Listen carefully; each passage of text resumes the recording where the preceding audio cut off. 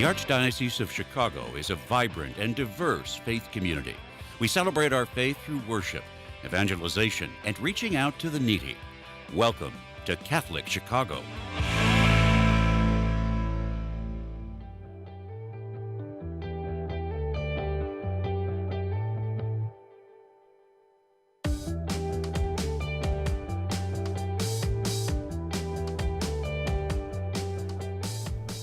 Good morning and welcome to the Voice of Charity. I'm Katie Bredemann and we hope your Tuesday is off to a great start. We welcome all of you who are listening on WNDZ 750 AM here in Chicago and all who are watching our live stream on YouTube and Facebook at Catholic Chicago. Sally Blount, Catholic Charities President and CEO, is here on this special edition of the Voice of Charity to talk about important new initiatives for the agency that have recently been announced in a press release. Emerging from the COVID-19 pandemic and planning ahead while maintaining the founding mission of Catholic Charities, Sally has worked with her board of directors over the past 4 years to create a pathway that sharpens how Catholic Charities can have the greatest impact in the years ahead. The concept is called Vision 2030, and it is our great pleasure to welcome Sally to the Voice of Charity and discuss key elements of the plan. Good morning, Sally. Hey, Katie. Thank you very much for having me. You do such a magnificent job at this show. I'm honored to be here. You're so kind. It's my honor to be with you as well this morning. You know, can we start off, Sally, by you sharing with everyone your insights about Catholic Charities, its founding mission, and how that has evolved through the years? So what's amazing after having taken this job, one of the things you want to look at is what are the roots of this organization? What is it that brought it into being? What is its heritage? And fortunately, one of our communications team members actually found the founding speech that Cardinal Mundelein gave about Catholic Charities. And he had this beautiful quote in it. He said, "We are preparing today for the needs of tomorrow." And at that time, he was talking about 1917. We were on the brink of this world war. He wanted to assure that as soldiers went off to war, they knew that their family members at home were covered. No matter what happened, that they were covered. And he wanted to make sure that the parishes were working together to get the synergies of doing that in community, not separately. And so that whole notion that we were here, we were founded to bring the parishes together in partnership, to caring for the body of Christ, but also doing it with both a lens on today, but where we need to go tomorrow. That was really powerful for me. Because as you know, Katie, that mission has evolved massively over the last 100 plus years. We do nothing now compared to what we did in the beginning. In fact, you and I don't even know what it looked like to serve in the pandemic of 1917 and 1918, which the Cardinal hadn't even imagined when he originally put this insight, this concept into action. You're right, and it's so powerful when you think of how Catholic Charities has been there for Chicagoans through so many world events and providing that charitable care and providing that support for the Archdiocese of Chicago. So can you tell us then, Sally, how you first got involved with Catholic Charities? How did it come to be that you became our president and CEO? Well, I have to tell you, Katie, it was as much a surprise to me as it was to everybody else when my name was announced. I have the honor that I actually grew up a Protestant, and I was brought up in the Northeast in a fairly liberal family, and I went to church every Sunday with the Episcopal Church. And I think the way God got me to church is I had a good singing voice, and so I was in the choir and I got a lot of solos. So I think it was kind of egoistic, right? It was like, because that's how we are, as many of us as children. And yet what happened, as you all know, that the process of showing up every week, God plants a thought in your heart. And he plants a faith over time. As long as we show up, he answers us. And what surprised me more than anything is many, many years later, many, many amazing faith journey moments later, there was a point at which in 2010, I realized I was being called to become a Catholic, which shocked my family, shocked my children. Like they really couldn't conceive of this. And we can tell that story at a different time. But it was this real test of faith for me to say, okay, God, if this is what you want, this is what I'll do. And so I did. And for a period of time, Katie, I was like, what is going on? And And then what happened over time is I was asked to join the Finance Council of the Archdiocese of Chicago. I think part of it's because they were trying to get more diversity of gender and perspectives. And I had recently moved back to Chicago to be the dean at the Kellogg School of Management. And I joined the Finance Council, and that was my first learning about the Catholic Church, right? And I was learning about the good, the bad, and the ugly, right? Absolutely. Of what the Finance Council looks at. And what I really felt called to was bring the gifts I had as an educator to sort of help be thinking about the human resources function and leadership development in priests. And I thought that was why sort of God had brought me to the church. And I finished my stint at Kellogg, and I had this amazing sabbatical year when I got to do the 30-day exercises with the Jesuits, the spiritual exercises of St. Ignatius. And that was the beginning of the journey to figure out where God was calling me next. And God did not answer quickly. God took 2.5 years to answer that prayer, and it came in the strangest way. Because at some point, Betsy Boland calls me up and says, you know, we've been looking for a new person to lead Catholic Charities. And Katie, I have to tell you, I didn't even really know what Catholic Charities was. Because remember, I didn't grow up Catholic, and I didn't grow up in Chicago. I grew up in the Northeast. And I'm going, okay, what's Catholic Charities? I've heard of it, but I have no idea. And she tells me a little bit, and I'm kind of going like, Betsy, I don't think this is my gig. I know nothing about human services, but I'll promise you I'll pray on it. Right? Which is what the Jesuits had brought so alive in me, was that process. And I prayed, and a lot of things that had come my way after being Kellogg Dean, I'd heard in prayer, nope, nope, nope. And like literally, I just kept hearing no from God. And this was the first time after over 2 years that I heard maybe. Oh, wow. And my golly, Katie, I was like, you've got to be kidding me. And so what it meant is I needed to go learn. And so I agreed. I said, I have no idea, but why don't I learn more about Catholic Charities? And they had me meet Kathy Donahue, and they told her that I was a donor. Because they didn't even, we didn't even know what was going on. And so they had Kathy Donahue take me to a whole bunch of different sites to find out what was happening about Catholic Charities, right? And again, I had never been a volunteer. I'd never walked in these things. But what was amazing, Katie, was as I walked in the buildings and as I got to be with Kathy Donahue's spirit, and anybody who knows Kathy Donahue. She's amazing. I began to just hear this, oh, maybe I can help. Oh. Maybe I can help. Maybe I can help. And Kathy was just unbelievable, and just watching what she did, and it was almost contagious. Wow. And over time it became clear that the way was opening, that this was the calling. And the calling wasn't because I'm an expert in human services. The calling, I think, was twofold. One is because I'm obedient, right? I'm a middle daughter. I'm very obedient. And the second was that I trusted that God would show us the way together. And that's a long explanation, but it's a powerful one, because I am a really unlikely candidate for this job initially. Well, I think many would beg to differ with that. You're so qualified, but to me, when you're explaining your story, it's, to me, you were open to the hand of God leading you, and boy, did He lead you, to this position. And so that, to me, that's the essence of it, that you opened yourself to letting God speak to you, and hear that and then act on it. And Catholic Charities is better for it, Sally, really. Oh. So much so. And so if you don't mind sharing a little bit more just about your Catholic journey and how you embrace that, and how that now informs your work today. Yeah, I have a couple really beautiful stories, and I'll just tell one. But Father Ken Simpson, who's become a good friend and a good sort of spiritual confidant, talks about how I'm so into the communion of saints. And that's somehow how I knew I was supposed to become a Catholic. Because no offense, suddenly I'm praying to Mary, I'm praying to St. Teresa of Avila, like all of these things. And I think that's what became so powerful, is I'd been at a retreat at Eastern Point, which is the Jesuit retreat house, the summer I was supposed to move back to Chicago to be the Kellogg Dean. And I just had this incredible moment of prayer with Mary in a chapel late at night.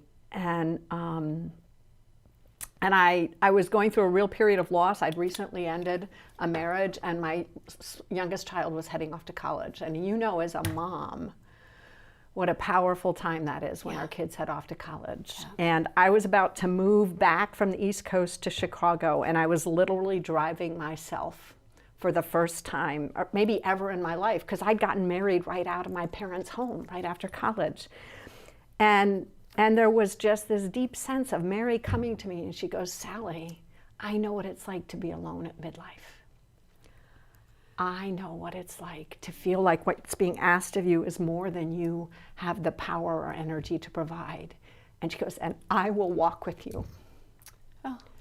And since that day, Mary has walked with me. And when I went and told my Jesuit spiritual director, and he said, well, are you ready to become a Catholic? And he goes, he sent the big guns, right? He sent Mary. What more do you want? And so that's probably the most potent explanation of the journey. And that's what, on the days when it feels like it's too much or God's asking us, you or me, because I know you have you and I run into each other at Mass at 6:30 a.m. often, and we'll met. And on those days, I just go back and I know that, Mary is here and Jesus is here, and aren't we lucky to know them so well? Absolutely, and just to hear that she spoke to you in such a direct way is so profound. She is such a wonderful source of strength, but to hear that must have been so comforting and reassuring and empowering as you move forward. Yeah, and it's only the Catholics, because you can imagine my old Protestant friends are going like, what? Oh no, any Catholic you tell that story to would be so thrilled for you to have had that moment and so inspired themselves to be reassured that she is talking to us. She does care about us with that mother's love. Okay, so now you've been with Catholic Charities for 4 years. Can you tell us a little bit about that journey? Cardinal Cupich appointed you in April of 2020, right before the pandemic began. Oh my God. That was such a challenging situation to walk into. Tell us a little about your journey over the past 4 years, Sally. So the first one is the biggest piece of humility. There was a moment in time during COVID, Katie, when we suddenly understood as a society the power of the frontline worker. And for me, the humility was of understanding the Catholic Charities frontline and the amazing people who have served there year in and year out, who don't get lifted up as saints, right? Who don't get, news coverage on them. They just serve from this very, very deep faith. And some are Catholic, but as you know, many of them are Southsiders with a deep, deep Protestant faith. But these are people of faith. I mean, you've been in some of those worship services with us where we've seen that. And the humility as I met them and watched them serve. And there was this moment of time when everybody was appreciating the frontline worker. And so I think one of the first things that happened to me when I came was just this understanding of how absolutely precious those people are.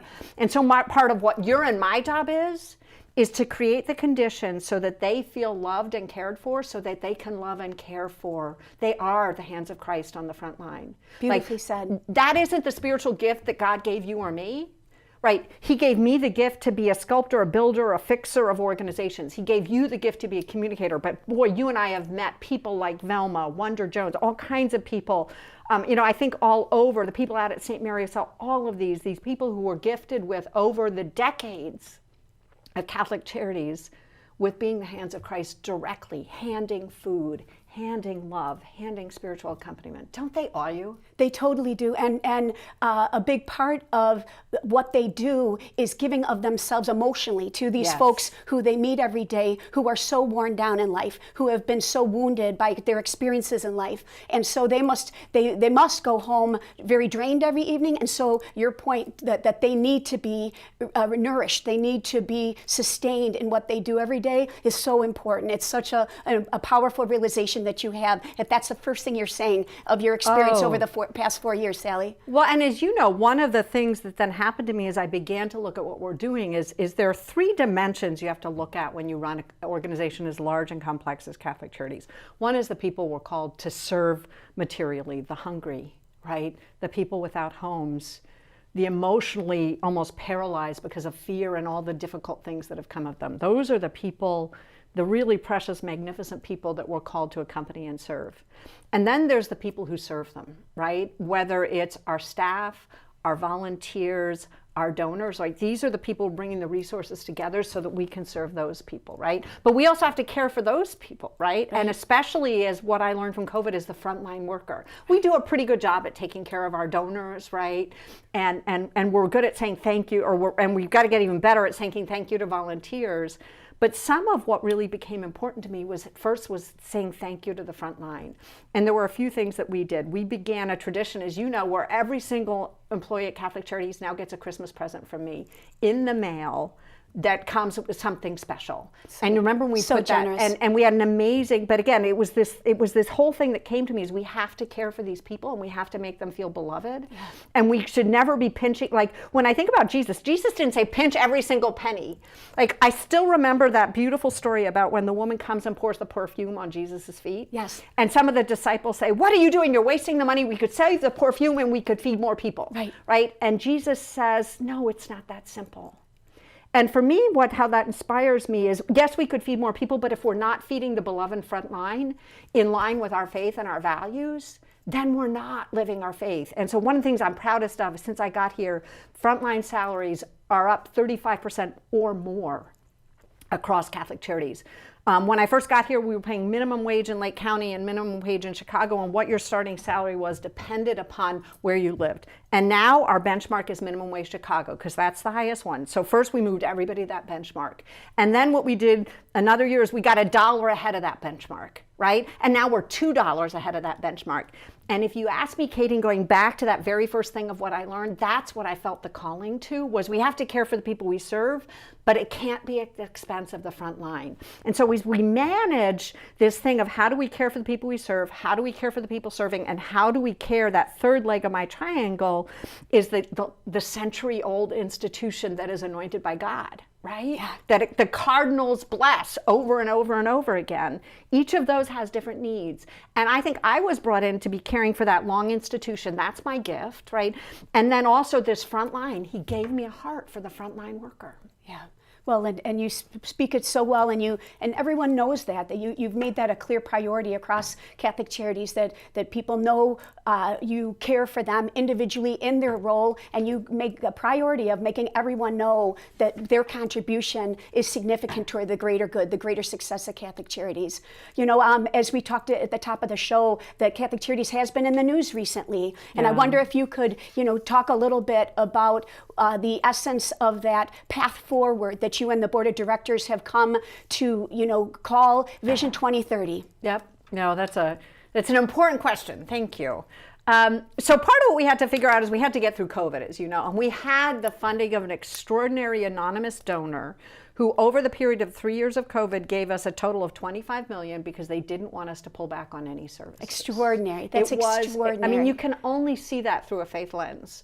Because, as you know, the hard work we've been doing since coming out of COVID, which we're going to talk about, but the fact that we were protected during that period and we could take care of our frontline workers and we could take care of the people we're called to serve without missing a beat was extraordinary. And it was a gift that we accepted gratefully.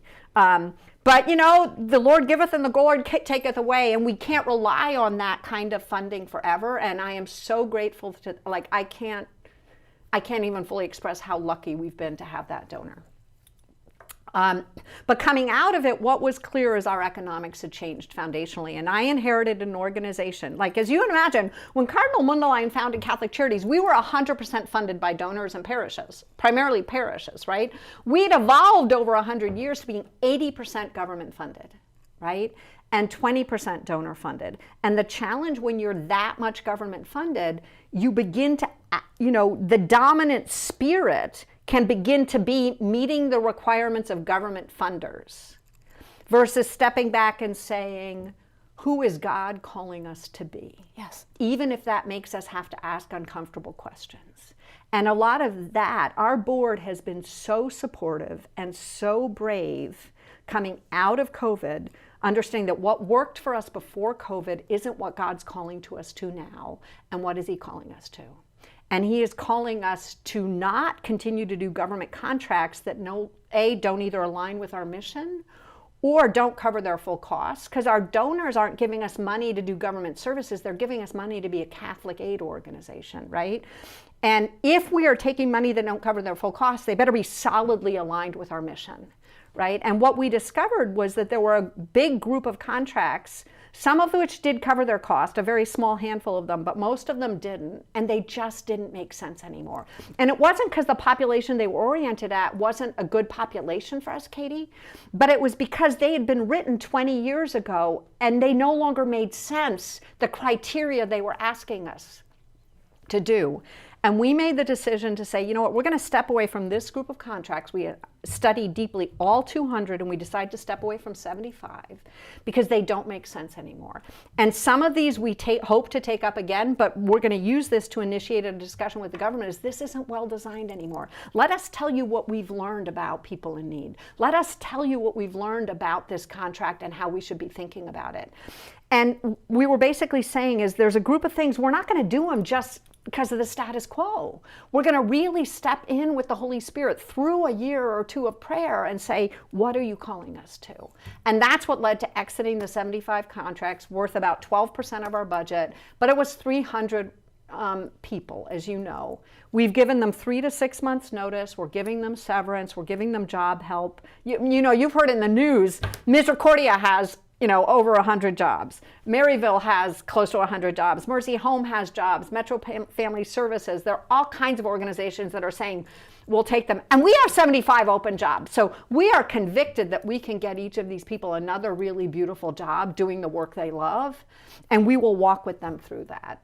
It's been so thoroughly thought through and discerned carefully. Can you talk a little bit more then about what are the 3 impact areas of programs that Catholic Charities will be focusing on as you sharpen that focus from now till 2030? Absolutely. So a lot of what we're doing hasn't changed at all, as you know, is we are going to still continue to do immediate access and basic needs. That's food, that's housing in the short run. If you don't have a roof over your head, we'll give you money for rent. Or for a hotel room or something for a few days while you get your feet on the ground. So that immediate access basic needs is out there in the community, doing the group suppers, senior meal delivery. It's all out there. Children and families, they're so dear to our heart, especially mothers. We are called as Catholics to care for mothers. And so we are very much saying that whole children and families unit is all about mothers, and through mothers we care for the children. And then the third one is seniors and housing. And as you know, we have 22 senior communities for low-income seniors, and this is a population where there's not a lot of philanthropy. There aren't a lot of organizations that are founded to care for seniors. They are very dependent on government funding, but it is core to our faith to honor our fathers and mothers, right? It is core to our faith that we are there to care for seniors and not leave them destitute. And so those 3 pillars, immediate access, basic needs, children and families, seniors, with a special deeper focus over time to mothers and seniors is what we're uniquely called to do. So we are exiting youth. There are a lot of organizations that are in deeper than we are and do it better than we do. Are we transitioning some of our contracts to them? We're transitioning some of our youth facilities. So youth is a big area we're leaving, and the other one, which was a hard decision, but it really made sense, is childcare. We are at such a small scale, and we never recovered the utilization pre-COVID, and so we are transitioning that to other providers because we only had 2 locations, and both were at like 50% utilization. So those are the biggest things we're walking away from. And yet everything else is we're stepping back from some of the government contracts, but still doing it. And we also believe that the Catholic community has stepped up so generously with us. Our private philanthropy, sort of pre versus post-COVID, taking out that $25 million is up 38%. So people are stepping forth to do this mission, and I think God is calling us to walk with Catholics, right? To walk with our parishes and communities and say, how do we serve together in this post-pandemic world? I want to just emphasize as well that I've been watching from a program standpoint how every person who currently is in those programs that you're transitioning out of, you're providing helplines, hotline, phone access. It's not just these folks who have been in these Catholic Charities programs are being all of a sudden immediately put to the wayside. You're helping with that transition to other programs that, as you said, in your opinion, they provided as well, if not better, so it's that holding, that accompaniment that Catholic Charities is known for is definitely continuing in this time of transition, isn't it? Oh, thank you, Katie. I couldn't have put it better myself. I think that one of the hardest ones for people to understand is the food pantries. And I do want a chance to explain that because we are closing some physical food pantries, but we are not closing down on food. Right? What we are doing is investing, and we've got a number of donors who've said that they will invest in mobile food pantries. And so what this allows us to do is spend less money on overhead and more money on food. So our whole goal is, how do we increase, when you look at what it takes us to deliver food to families in need, I want to reduce the amount that's going to the staff line and the rent line, and maximize how much a proportion of that is going to food. And so our decision to close some of the physical food pantries isn't walking away from food, it's walking away from an outdated model. And it's painful and hard, and I feel like that's been the hardest message to get through, is people go, she's closing the food pantries. We're closing the physical food pantries in some cases, not all, but we are full. I have promised the Cardinal, he said, promise me that you will not step away from anybody that you've been serving this food. And we've made that promise. And when you promise a Cardinal, Katie, that's a big promise. Well, and we had Shay Dixon and Eric Young from the WIC program, the Women, Infant, and Children Food Center program, on the show a couple weeks ago. And they were so excited about the new initiatives, including a mobile truck this summer. And so, we invite everyone to stay tuned, because there's wonderful programs and initiatives that are expanding how Catholic Charities is providing this immediate access to basic needs for people who need them. Well, in fact, that's a brilliant segue and a great point. Let me be clear. We still have 15 centers in Chicago for women, infant, and children. Right. In food deserts in Chicago. We are very much investing in those. That's going to be a platform for our growth and flourishing, right? Another one that's going to be a platform for our growth and flourishing that we feel uniquely called to is our work in domestic violence, right?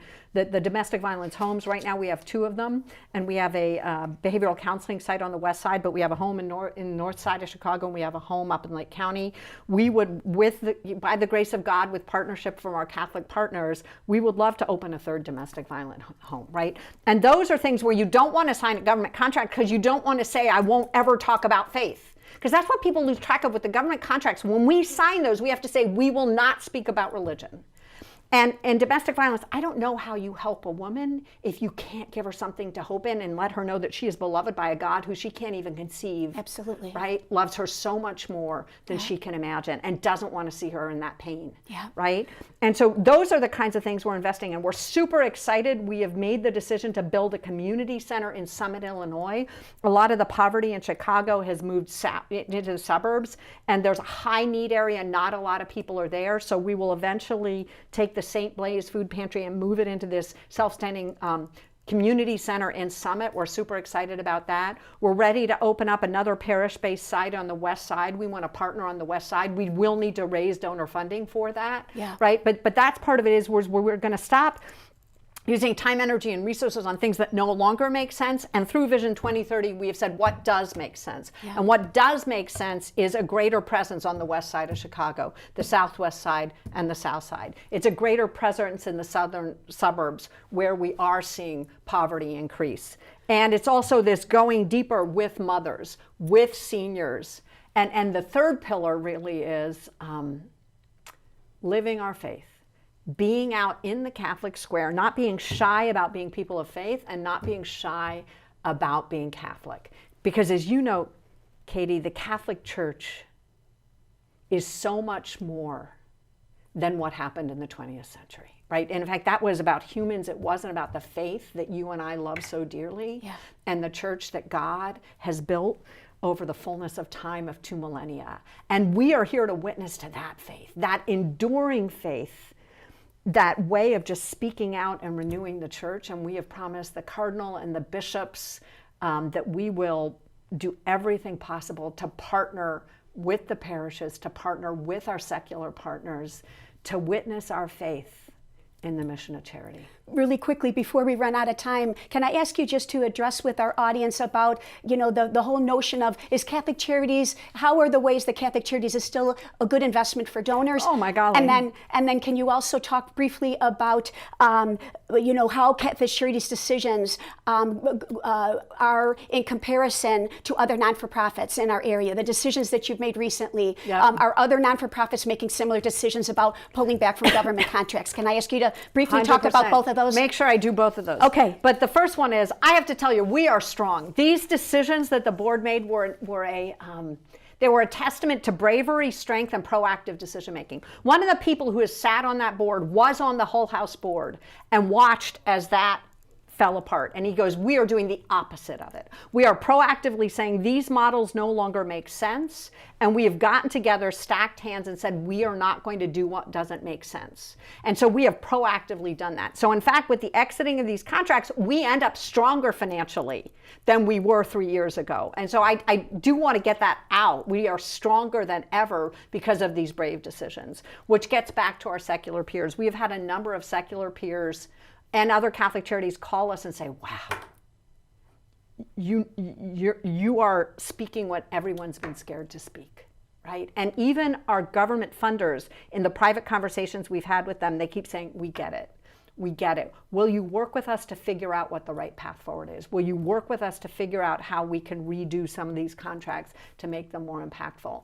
And that's the piece that's where we're living our faith. It's by stepping out and saying what on the surface looks unpopular, but you and I know was prayerfully and data-drivenly and analytically set over a year, and we are saying this is the right thing. And in fact, our conviction's even stronger because we're people of faith. We're not relying in the human science of knowledge alone. We are relying in that plus the Holy Spirit and the body of Christ that came together to test these ideas and walk together in community for a wise choice. And so I think a number of our peers have just said to me behind the scenes is, I need to get my board there. And by you doing it, you're allowing that to get on the table. It's been such an honor to have you here, Sally, and explaining in greater detail what's occurring at Catholic Charities, and also affirming everybody involved with Catholic Charities about how sound the future is. So thank you so much, and please return to the show and keep everyone posted. It's an exciting time, time of transition, a hard time for those colleagues who are being transitioned out, but the focus continues to be on the clients. I know that's at the heart of everything you do, and so as you said earlier, that sadly, these tough decisions had to be made. But we are going to our number of clients touched is going to be affected by negligible amounts, right? Because we will have these new food pantry models. Will we have these other models? So that's the faith I want people to have, is we're not stepping away from our mission. We're stepping forward to say, how is God calling us to serve in this time? How are we preparing today, back to Cardinal Woodline, for the needs of tomorrow? Well, please return to the show as this Vision 2030 evolves. And again, thank you so much for being here today.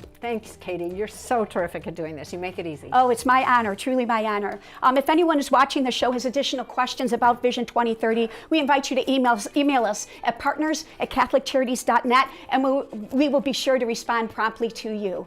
And we invite you back again next week for another edition of The Voice of Charity. For now, this is Katie Bredemann with Sally Blount, and we thank you so much for tuning in and believing in the mission of Catholic Charities.